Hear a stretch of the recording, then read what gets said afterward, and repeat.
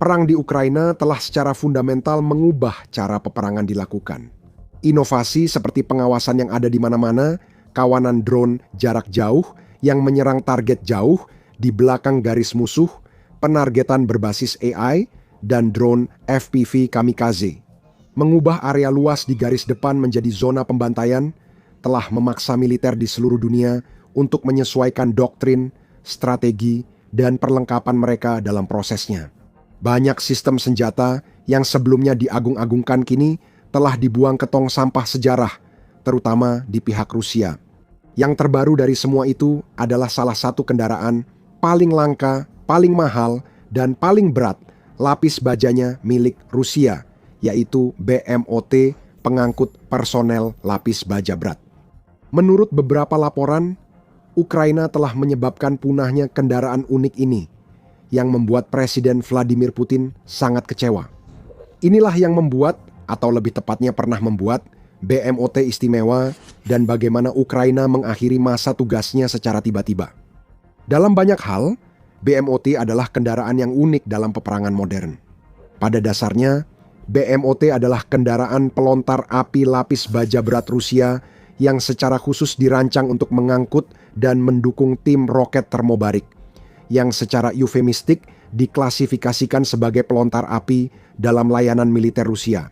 Meskipun beberapa kendaraan lapis baja barat menawarkan perlindungan dan fungsi yang sebanding atau bahkan lebih unggul, belum ada militer barat yang mengoperasikan kendaraan lapis baja yang dirancang khusus untuk operasi berbasis termobarik. Hal itu sebagian besar disebabkan oleh perbedaan doktrin militer antara Rusia dan tentara NATO. Doktrin militer Rusia mengintegrasikan senjata termobarik sebagai komponen inti dari strateginya, terutama dalam skenario pertempuran perkotaan dan untuk menembus posisi yang diperkuat. Rusia sering berasumsi dengan benar bahwa mereka akan memiliki superioritas udara yang terbatas, sehingga sistem termobarik berbasis darat menjadi alternatif penting untuk memberikan daya ledak besar. Sebaliknya, sementara Amerika Serikat dan negara-negara anggota NATO lainnya banyak menggunakan senjata penghasil api pada masa lalu, seperti pelontar api tradisional pada Perang Dunia II dan bom napalm di Vietnam. Di zaman modern, mereka menganggap senjata termobarik sebagai alat khusus, bukan aset utama. Senjata termobarik bekerja dengan menggabungkan efek dahsyat dari pembakaran bahan bakar dan tekanan udara. Saat senjata termobarik mengenai target, ia menyebarkan awan aerosol mudah terbakar yang cepat meluas. Muatan kedua menyalakan aerosol, menciptakan awan api besar yang cepat membakar segalanya. Di dalam radius ledakan, pembakaran lokal yang cepat ini memaksa udara di sekitarnya bergerak menuju zona ledakan, menciptakan gelombang tekanan dahsyat yang dapat menghancurkan seluruh bangunan dan membakar habis siapapun di dalamnya. Meskipun baik NATO maupun Rusia memiliki kemampuan termobarik, Rusia menggunakannya sebagai alat perang udara, penyangkalan, dan perang psikologis dalam skenario perkotaan dan pertahanan. Militer Barat biasanya menggunakannya secara selektif dan lebih presisi. Amerika Serikat terutama menggunakan senjata termobarik seperti Blue 82 Daisy Cutter yang dijatuhkan dari udara, atau rudal Hellfire termobarik untuk serangan presisi pada target tertentu, seperti gua atau titik pertahanan terpencil, di mana gelombang tekanannya paling efektif. Rusia, di sisi lain, memiliki formasi khusus untuk senjata pelontar api, menurut laporan tahun 2021 dari Kantor Studi Militer Asing Angkatan Darat Amerika Serikat. Rusia memiliki regu dan peloton termobarik di dalam kompi nuklir, biologi, dan kimia pada brigade manuver mereka. Namun, unit termobarik seukuran kompi hanya terdapat di Batalion Pelontar Api dalam Resimen Pertahanan NBC dari Angkatan Darat Gabungan, Tank, Angkatan Darat, dan Korps Angkatan Darat. Sebuah batalion pelontar api Rusia biasanya terdiri dari 2 kompi pelontar api ringan yang diluncurkan dari bahu dan 1 kompi pelontar api berat yang diluncurkan dari kendaraan. Dan justru untuk melindungi infanteri pembawa pelontar api yang diluncurkan dari bahu, itulah BMOT dibangun. BMOT adalah singkatan dari Boyevaya Mashina Ognem Yochikov Diazeli yang berarti kendaraan tempur pelontar api berat. Seperti banyak platform Rusia lainnya, kendaraan ini dibangun di atas sasis tank tempur utama T-72B. Pada akhir tahun 90-an Federasi Rusia yang baru terbentuk sedang berjuang untuk memperbarui militernya yang sudah menua, sambil berusaha pulih dari krisis ekonomi yang disebabkan oleh runtuhnya Uni Soviet dan terapi kejut ekonomi yang mengikutinya. Mereka membutuhkan kendaraan baru yang dapat menjalankan peran tempur khusus dengan biaya serendah mungkin, serta kendaraan pengangkut personel berat untuk mengangkut dan mendukung pasukan penyembur api khusus. Di medan perang, hal ini menjadi salah satu prioritas. Merancang kendaraan yang benar-benar baru dari awal untuk peran yang sangat khusus seperti itu, jelas tidak memungkinkan bagi negara yang kekurangan dana dan dipenuhi korupsi. Jadi mereka beralih ke kuda perang lama, T-72B. Sekitar 18.000 T-72 dari berbagai tipe telah diproduksi sejak tahun 1970-an dengan sebagian besar merupakan varian T-72B yang telah ditingkatkan dan diperkenalkan pada tahun 1980-an. Banyak tank hemat biaya tersedia meski punya kekurangan dan banyak diantaranya sudah usang untuk medan perang modern. Karena itu, masuk akal mengadaptasi beberapa menjadi pengangkut personel lapis baja, APC, sebab perlindungan tank pada dasarnya setara dengan kebutuhan APC. Sebenarnya BMOT bukanlah upaya pertama Rusia dalam mengubah tumpukan tank tempur tua dan usangnya menjadi APC, meskipun BMOT terbukti jauh lebih sukses dibandingkan pendahulunya BTRT. Ini adalah upaya untuk membuat APC dari persediaan besar tank Soviet T-45 dan T-55 yang telah menjadi tulang punggung lapis baja Soviet dari tahun 1950-an hingga 1970-an. Dengan melepas kubah, memperkuat perlindungan sasis, dan meningkatkan tingginya, tank tersebut bisa diubah menjadi APC yang murah namun cukup terlindungi, mampu mengangkut 5 personel infanteri. Setidaknya itu teorinya, BTRT jelas dirancang untuk profil misi yang lebih beragam dibandingkan BMOT, tidak seperti yang terakhir, yang seperti akan kita lihat sebentar lagi, minim persenjataan.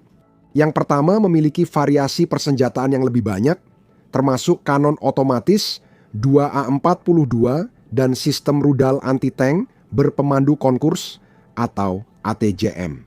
Namun, karena banyak cacat desain, seperti kapasitas angkut pasukan yang rendah, interior yang sempit, dan perlindungan yang lemah, BTRT tidak disetujui untuk produksi massal dan diam-diam dibatalkan. Meskipun demikian, eksperimen dengan APC baru yang lebih spesifik untuk misi berdasarkan T-72B terus berlanjut, dan pada awal tahun 2000-an, BMOT pertama mulai digunakan. Fokus utama kendaraan ini adalah untuk mengangkut pasukan penyembur api dan senjata termobarik panggul mereka. Oleh karena itu, modifikasi pada tank T-72B terutama dilakukan pada bagian atas dan samping kendaraan. Dengan sebagian besar sasis, mesin, transmisi, dan kaki-kaki aslinya dibiarkan hampir tanpa perubahan, hasilnya adalah kendaraan yang panjangnya hampir 24 kaki, lebarnya 12,4 kaki, dan tingginya 7,4 kaki dengan berat sedikit di bawah 44 ton. Kendaraan ini membawa 2 awak ditambah hingga 7 prajurit infanteri yang diangkut, dan kabarnya menggunakan mesin yang sama, yaitu V84M, mesin diesel 4 langkah, berbentuk V dengan 12 silinder multi bahan bakar dan pendingin cair yang digunakan pada T-72B asli. Dikombinasikan dengan transmisi 8 percepatan milik T-72B mesin ini, memungkinkan BMOT mencapai kecepatan lebih dari 37 mil per jam di jalan beraspal dan hampir 25 mil per jam di medan off-road. Namun, penggunaan kembali transmisi T-72 yang bermasalah juga berarti bahwa BMOT mengalami kecepatan mundur yang buruk, sama seperti yang telah menjadi masalah pada tank ini selama beberapa dekade. Namun, Meskipun BMOT hanya menerima modifikasi kecil pada mesinnya, modifikasi besar dilakukan di bagian atasnya untuk menampung 7 prajurit infanteri beserta senjata mereka. Sebagai contoh, beberapa komponen internal, seperti tangki bahan bakar, dipindahkan ke bagian atas sisi kendaraan, di antara ruang kru dan lapisan baja samping. 2 palka tambahan yang sebagian terlindungi ditambahkan untuk menyediakan posisi menembak bagi para penumpang, bersama dengan perangkat penglihatan tambahan yang dipasang di setiap sisi atap untuk memberikan sedikit kesadaran situasi. Ada juga palka lapis baja di bagian belakang atap yang dapat diayunkan ke atas untuk memudahkan naik dan turun ke bagian belakang kendaraan.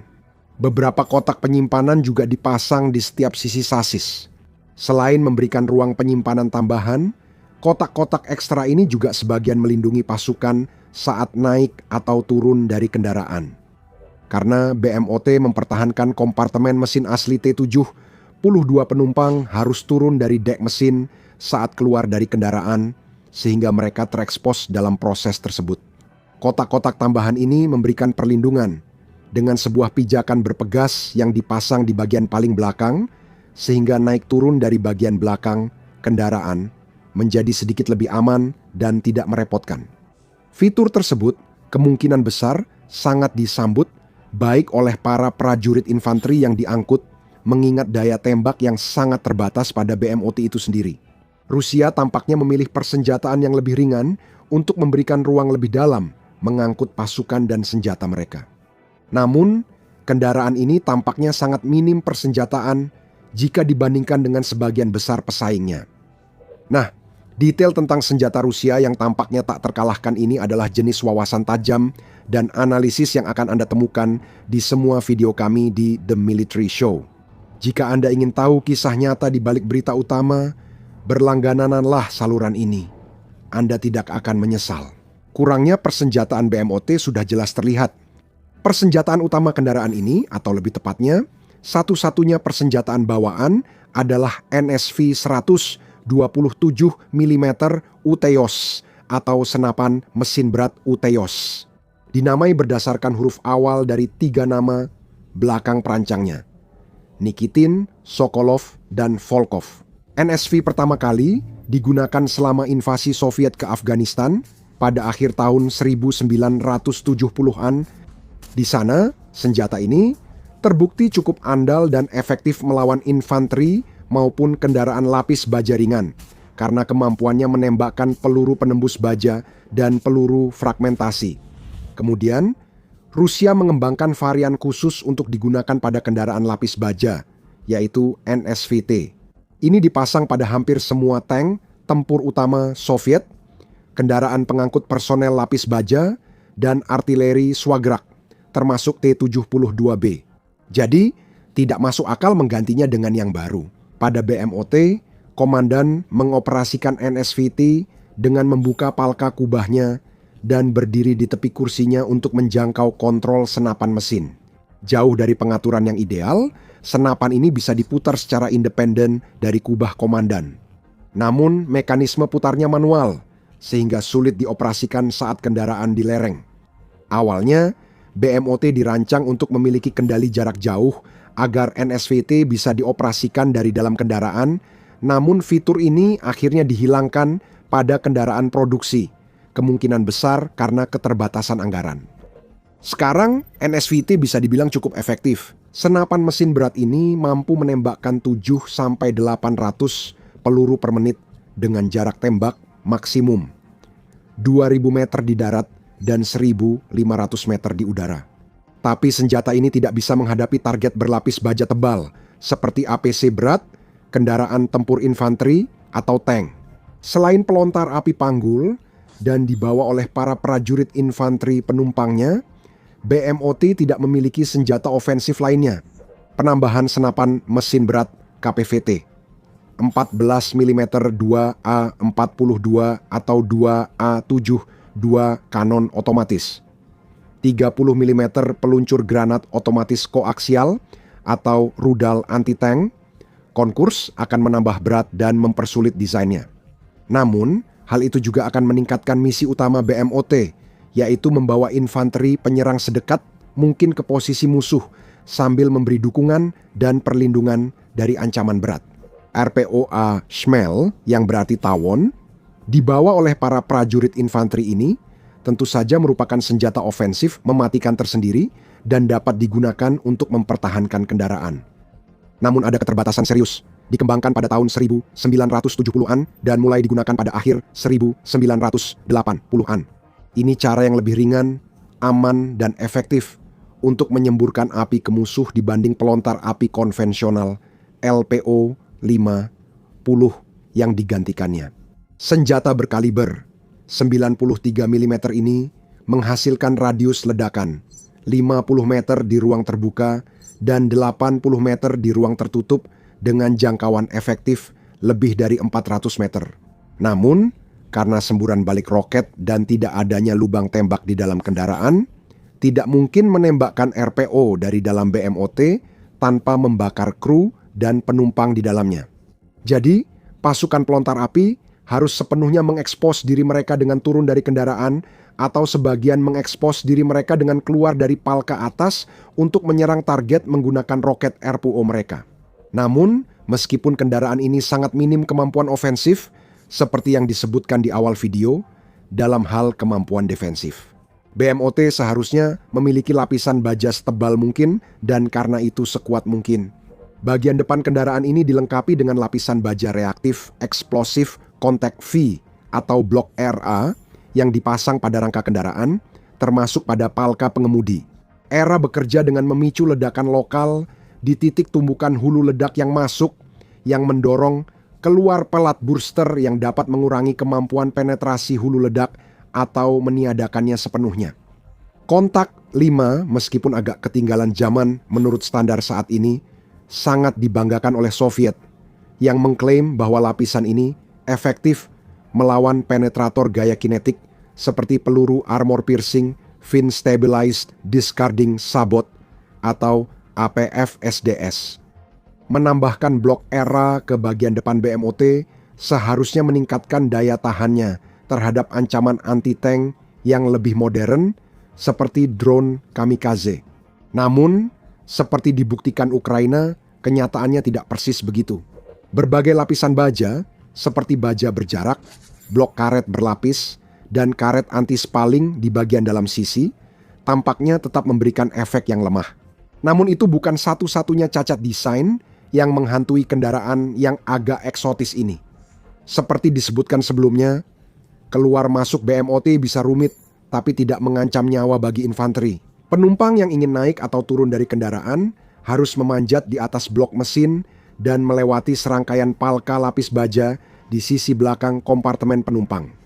Selain cukup tidak nyaman, metode ini membuat infanteri yang turun terekspos tembakan musuh saat berjalan di atas mesin. Lebih dari itu, tidak ada solusi mudah untuk masalah ini. Untuk mengatasinya, blok mesin harus dipindahkan agar kompartemen infanteri terhubung dengan bagian belakang kendaraan. Ini memungkinkan pemasangan metode masuk keluar yang lebih aman. Dan ceritanya, serupa dengan mengatasi masalah persenjataan ofensif yang tidak memadai dan kurangnya kendali jarak jauh untuk senapan mesin komandan yang memaksanya meninggalkan pos perlindungannya dan berdiri setengah terekspos. Mengoperasikan NSVT memerlukan desain ulang besar, bahkan mungkin kendaraan baru, agar masalah-masalah ini teratasi efektif. Mungkin itulah sebabnya sangat sedikit BMOT yang pernah muncul sehingga Ukraina bisa memusnahkan mereka hingga punah. Hanya 10 hingga 15 unit yang dilaporkan masuk dinas aktif dan jumlah yang masih beroperasi belum diketahui. Tentu saja, meskipun keterbatasan keuangan adalah salah satu faktor utama dalam perancangan BMOT pada tahun 1990-an, Rusia kini memiliki sumber daya yang jauh lebih besar. Jadi, biaya BMOT tampaknya bukan menjadi masalah. Dengan perkiraan biaya antara 300.000 hingga 500.000 dolar per unit, tentu saja harganya jauh dari kata murah. Namun, dibandingkan kendaraan lapis baja modern Rusia lainnya, harganya sangat murah.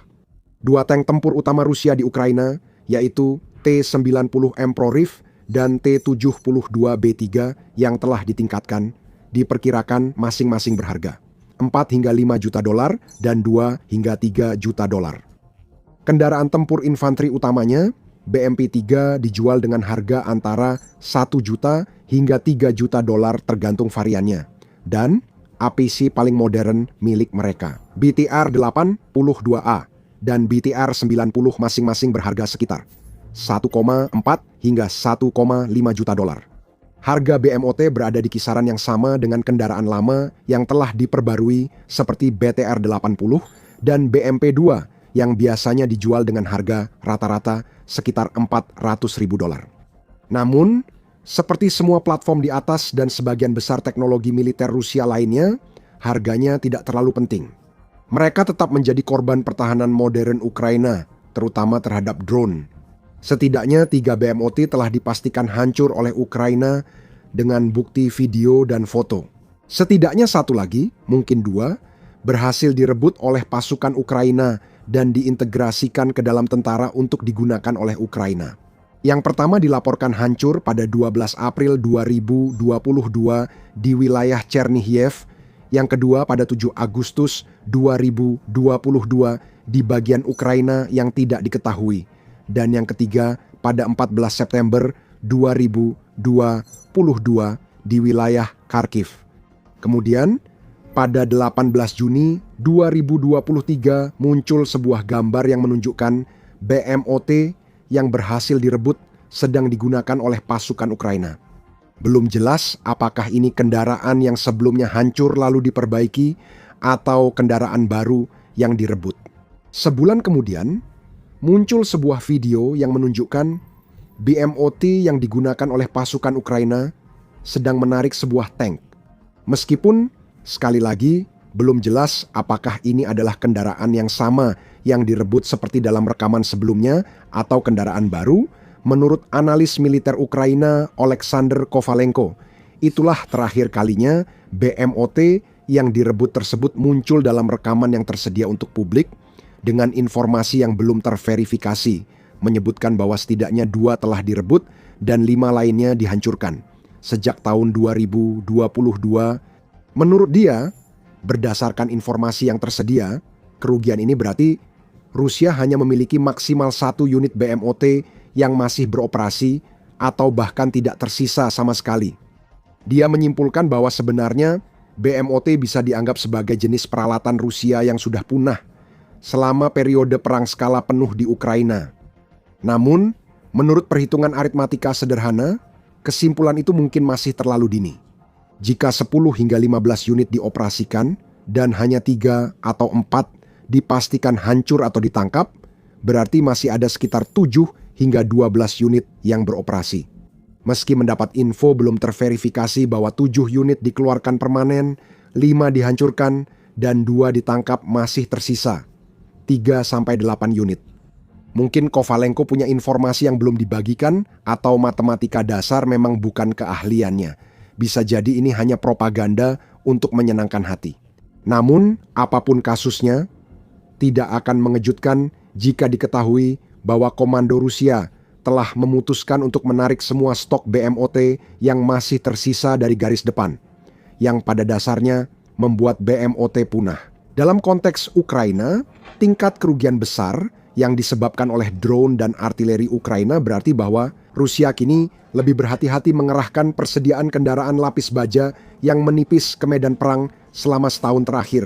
Begitu pula Ukraina. Selain itu, kekuatan utama dari pasukan termobarik mereka tampaknya telah beralih secara tegas ke sistem pelontar api berat swagerak milik mereka, serta beralih dari infanteri dengan pelontar api bahu yang dirancang untuk diangkut oleh BMOT. Memang, Rusia telah menggunakan TOS-1A Sonsepek yang berarti Sunburn dan kendaraan pelontar api berat TOS-2 Tosochka secara luar biasa sepanjang perang. Hingga saat ini, TOS-1A juga merupakan sistem beroda rantai yang dibangun di atas sasis T-72B dan dapat meluncurkan 24 roket termobarik sekaligus dengan jangkauan efektif sekitar 3,7 mil. TOS-2 menggunakan roda dan berbasis pada truk Ural 6 3706 dengan konfigurasi roda 6x6 serta dapat menembakkan 18 rudal sekaligus yang kabarnya memiliki jangkauan lebih jauh dibandingkan TOS 1A. Sistem baru, TOS 3 Drakon, diperkenalkan pada tahun 2024 dan kemungkinan juga telah mulai digunakan. Dengan kemampuan menembakkan hingga 15 rudal pembakar atau termobarik sekaligus. Jangan salah, ini adalah senjata yang sangat menakutkan.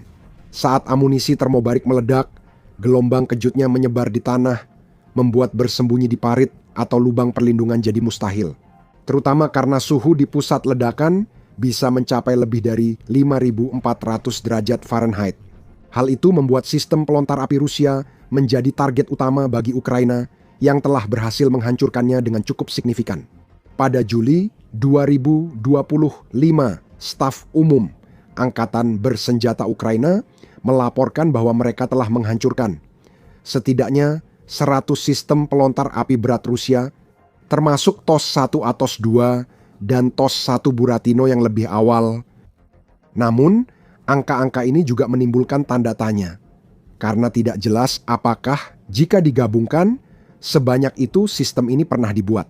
Situs independen Oryx Spijunko mencatat setidaknya 34 TOS 1A dan 2 sistem TOS 2 yang hancur, yang menurut beberapa perkiraan itu sekitar 3/4 dari jumlah totalnya. Dari 45 yang diyakini pernah dibuat, hanya 24 Buratino yang benar-benar pernah dibuat, dengan sejumlah kecil diantaranya pernah dikerahkan ke Chechnya pada tahun 1999 dan diragukan bahwa lebih dari segelintir TOS 2 telah masuk dinas. Jadi sulit untuk memahami bagaimana staf umum mendapatkan angka tersebut. Namun demikian, seperti yang disoroti oleh situs militer Ukraina, Militarnyi, daya hancur senjata-senjata ini berarti bahwa mereka tetap menjadi target prioritas utama bagi Ukraina. Dan jika Ukraina benar-benar berhasil memusnahkan salah satu komponen utama dari pasukan termobarik Rusia, tempat terakhir Anda akan mendengar keluhan adalah di parit dan lubang perlindungan Ukraina di garis depan. Kami akan terus mengabari Anda saat ada info baru, jadi berlanggananlah agar tidak ketinggalan. Terima kasih sudah menonton.